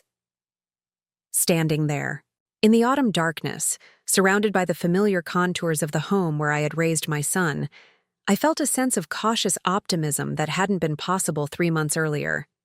The newspaper headline I had never sought had indeed changed our family dynamics permanently, not just creating painful distance, but ultimately providing the catalyst for more authentic connection based on mutual respect rather than social expectations or surface appearances. 2 weeks later, a package arrived from Boston, a custom-framed photograph unlike any in the official wedding collection. It showed Matthew in his wedding attire, standing beside an empty chair draped with my blue dress, the dress deemed unsuitable for formal portraits, with a single white rose on the seat. The accompanying note read simply, "Some absences speak, louder than presences. I should have understood that sooner. Love, Matthew." The gesture acknowledged both what had been lost through his choices and what might yet be regained through honest recognition. I placed the photograph on my mantle alongside the graduation image and other family mementos, not as a resolution of our complex relationship, but as recognition of its continuing evolution through both painful growth and genuine connection. 6. Months after the wedding that reshaped our family narrative, I attended a different celebration, a small dinner at Matthew and Vanessa's Boston apartment marking their half-year anniversary. The gathering included just 12 people, a deliberate contrast to their elaborate wedding. I wore a simple green dress with Thomas's mother's brooch, making no attempt to conform to any external aesthetic standard beyond appropriate occasion attire. Elaine Caldwell was present, her initial coolness gradually warming through the evening. As we found surprising common ground in discussions about architectural preservation and community libraries, Roger Caldwell remained more distant but unfailingly polite. Charlotte, with whom I had maintained regular correspondence, made deliberate efforts to include me in conversations and photograph arrangements, her quiet activism creating space for my legitimate presence. Most significant was Matthew's visible comfort in bridging his two worlds, neither hiding his Harborview origins to impress the Caldwells, nor exaggerating them to appease me. He seemed to be finding his authentic center between these influences, integrating rather than compartmentalizing the various aspects of his identity and history. As the evening concluded, Vanessa surprised me by requesting my help with a professional project, evaluating historical documents her art gallery had acquired for an upcoming exhibition on New England maritime culture. The request acknowledged my expertise as a librarian and archivist, suggesting a new dimension to our relationship based on mutual respect rather than mere tolerance. The newspaper headline that had once seemed such a devastating development had ultimately forced conversations and recognitions that might otherwise have remained buried beneath layers of accommodation and pretense. The public attention had created painful exposure, but also illuminated truths that needed addressing for authentic relationships to develop. Now, on my 75th birthday, exactly 1 year after the wedding, I didn't attend, and the newspaper headline I never sought. I sit in my garden surrounded by spring blooms, reflecting on the journey this year has represented. The Lighthouse Keeper's Cottage restoration is nearly complete, its grand reopening scheduled for next month, with both Matthew and Vanessa planning to attend. My limited engagement with discussions about ageism and visibility has evolved into a thoughtful book project exploring these issues through interviews with women in their 7th and 8th decades. Most importantly, my relationship with Matthew continues its careful rebuilding, not returning to what existed before the wedding conflict, but establishing something potentially more authentic. Our weekly phone calls have regained their genuine warmth. His visits to Harborview occur every few months, sometimes with Vanessa and sometimes alone. Their Boston home now displays photographs representing Matthew's complete history, including childhood images from Harborview alongside their social circle documentation. The framed wedding photo with the empty chair draped in blue sits on my mantle as a reminder that some absences indeed speak louder than presences, that standing up for one's dignity sometimes requires stepping away from situations that diminish it. That lesson, painful as it was to learn, has strengthened not only my own sense of self-worth, but Matthew's understanding of what truly matters beyond social appearances and expectations. As I tend the heritage roses Thomas planted decades ago, I reflect on the simple truth this journey has affirmed. Dignity is not something granted by others' approval, but maintained through one's own choices. By choosing self-respect over accommodation, authenticity over appearance, I ultimately created the possibility for more genuine connections than would have been possible through passive acceptance of diminishment. The newspaper headline, "I never sought," became, in its own unexpected way, the catalyst for transformation that allows me now to sit peacefully in my garden at 75, surrounded by flowers that will bloom again next spring, whether or not they fit someone else's aesthetic vision. Their value inherent in their authentic existence rather than external validation. And in that simple reality lies wisdom worth every difficult step of the journey. Up next, you've got two more standout stories right on your screen. If this one hit the mark, you won't want to pass these up. Just click and check them out. And don't forget to subscribe and turn on the notification bell so you don't miss any upload from us.